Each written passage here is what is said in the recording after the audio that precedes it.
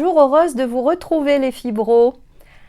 Je vous parle d'un nouveau lieu où je travaille puisque j'ai transféré mon cabinet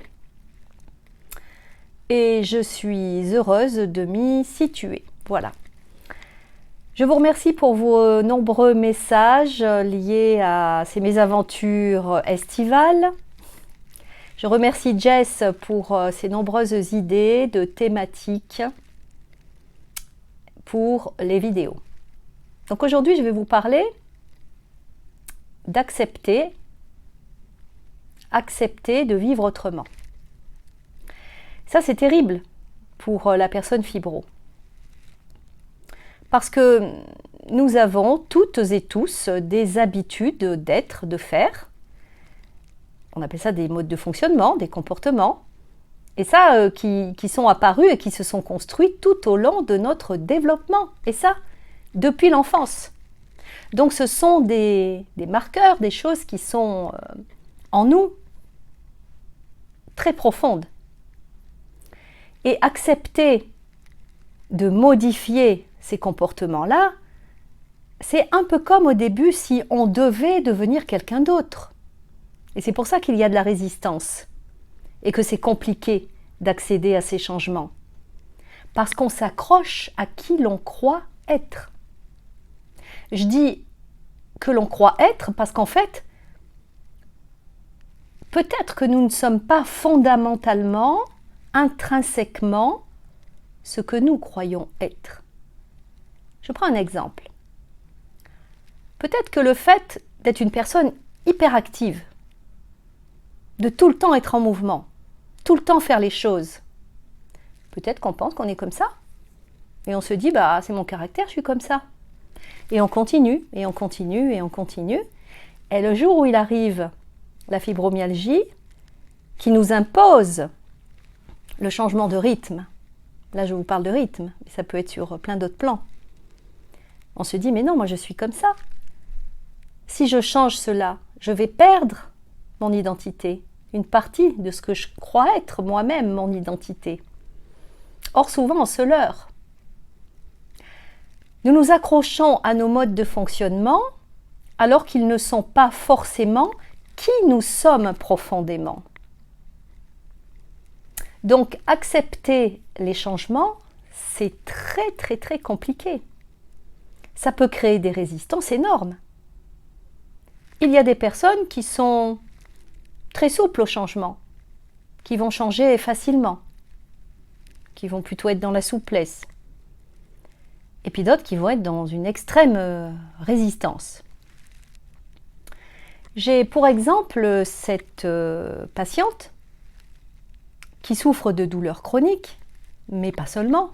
Mais bon, dans la fibromyalgie, il y a tout un tas d'autres tableaux annexes cliniques qui viennent s'empiler. Et donc pour elle, le travail, c'est nécessaire. C'est une femme qui est seule, elle peut compter sur personne, elle a son métier, qui est un beau métier, qui la fait bien vivre, mais qui est complètement frénétique. Elle a demandé des aménagements, mais malgré les aménagements, malgré le changement de poste, ça lui demande une formation spécifique. Et donc, elle passe ses week-ends à lire, à s'informer, à apprendre pour être à niveau. Et elle se retrouve toujours dans cette même frénésie. Et il n'y a rien qui change dans cette vie-là. Et le souci, c'est que plus ça va, plus elle développe des symptômes de plus en plus sévères. Son état se dégrade. Là où il suffirait qu'elle accepte de changer certaines choses, qu'elle accepte de vivre autrement. Et là, en l'occurrence, la première des urgences, ce serait, et c'est ce que je lui répète souvent, de changer de rythme. Mais il y a des peurs, et souvent ce sont ces peurs-là. Peur des fois, on préfère souffrir et rester dans quelque chose qui nous sécurise, parce qu'on a peur de ne pas s'en sortir financièrement, On a peur si on ne travaille plus de la même façon, de se sentir inutile. Très souvent, c'est la peur. Et ce n'est pas facile d'accéder au changement et d'accepter de vivre autrement. Là, je vous prends cet exemple de cette personne qui a beaucoup de résistance à accéder à ce changement. Et la chose que je vous invite à faire par rapport à ces changements, commencez déjà par vous poser, à lister ce que vous aimeriez ou ce que vous pensez qui devrait être changé. Ça peut être sur le plan professionnel, ça peut être sur le plan relationnel, sur le plan personnel, de la famille par exemple, du couple. Listez tout ce que vous pensez qui devrait ou qui serait nécessaire d'être changé dans votre vie. C'est important d'écrire et de lister pour pouvoir avoir une représentation plus claire et plus nette. Parce que quand ça reste dans les pensées, ça fait une espèce de maillage où ça se dilue un peu, vous voyez. Et les choses se diluent très très vite. Donc les lister, c'est bien. Commencez par lister ce que vous croyez nécessaire qui devrait être changé dans votre vie. Ça, c'est la première des choses. Et après, c'est de voir quels sont les axes ou quelles sont les choses que vous pourriez mettre en place pour créer du changement. Il n'y a pas besoin de changer radicalement de vie. Il n'y a pas besoin de faire les choses de façon extrême. Parfois, très souvent même d'ailleurs, de petits changements suffisent. Il suffit par exemple de changer la façon dont on fait les choses. Mais des tout petits détails.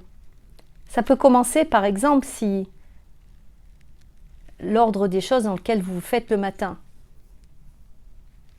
Vous pouvez simplement commencer par changer, plutôt que d'aller sous la douche et de prendre le café, prendre d'abord le café et aller sous la douche. C'est des tout petits changements. Et plus vous allez acter des petits changements, moins ça sera difficile d'accepter et d'acter ces changements-là. Parce que si on regarde ça dans sa globalité, et par rapport à qui nous pensons être, on se dit, mais non, je ne vais pas pouvoir lâcher qui je suis profondément. Si je suis une personne hyperactive, hypersensible, on se dit non, je ne vais pas lâcher ça. Et là, on regarde, j'ai envie de dire, la chose dans sa globalité, et ça peut être très vertigineux, ça. Ça peut être angoissant. L'idée, c'est vraiment de commencer par des toutes petites choses. Et lorsque l'on fait et qu'on commence ces petites choses-là, alors on peut accepter. Donc j'ai envie de dire, ne prenez pas le problème de façon gigantesque et dans sa globalité. Regardez plutôt les petits détails. C'est moins angoissant. Et ça fonctionne mieux. Parce que sinon, le chantier, il paraît impossible et improbable à réaliser. Vous voyez ? Donc, listez. Et pour chaque chose, essayez de voir comment, de façon modeste, vous pouvez créer de petits changements. Et un petit changement en amène un autre, qui en amène un autre, et au bout du compte, ça fait un grand changement. Mais tout ne peut pas être réalisé d'un coup d'un seul. Donc l'acceptation, ça demande du temps. Et accepter de changer, de faire autrement, ça demande de savoir déjà sur quel axe vous allez vous orienter. Donc ça, il faut le lister, parce qu'au moins c'est clarifié, c'est organisé. Parce que les pensées, vous savez, très souvent, les pensées organisées, les pensées, ça va, ça vient. Ça va un peu dans tous les sens. Il y a un maillage, il y a une arborescence. Alors que de lister, ça pose les choses. Donc je vous invite à déjà commencer par ça. Et l'acceptation, encore une fois, si vous regardez, dire allez, il faut que je change de vie, il faut que j'accepte de vivre autrement, c'est tellement gigantesque et ça vient tellement toucher sur ce que nous pensons être nous-mêmes fondamentalement que c'est là où ça devient difficile et irréalisable. Pensez aux petits changements, aux toutes petites choses. Et là, c'est pérenne. Là, ça peut fonctionner. Voilà, c'était le petit conseil du moment. J'espère que vous vous portez bien. Et je vous dis à très vite et surtout, prenez soin de vous les amis fibro. À bientôt. Ciao, ciao.